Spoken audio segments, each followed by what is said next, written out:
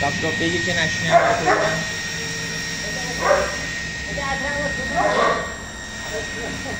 بیا جلو.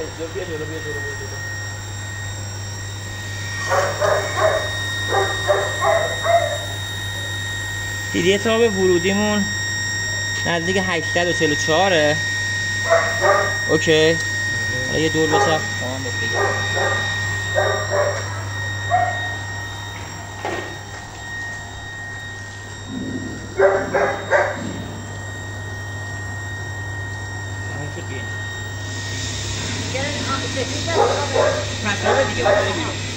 این هم پیریت آب تصفیه شده همونه. نگاه کنید پیریت 27 افتاد.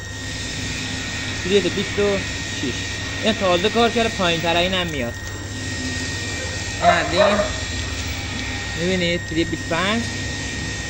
خب حالا بیا اینجا آب ورودی هم برات نشون بدم.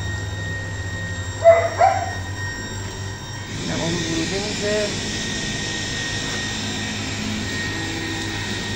این هم آب ورودی میشه. یه چنده؟ 927 926 دستتون داره به درستی کار میکنه.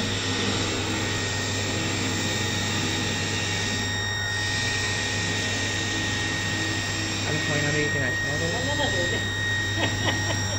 یعنی فقط داری؟ یعنی فضا بگیره بدون نشتی در حال تست.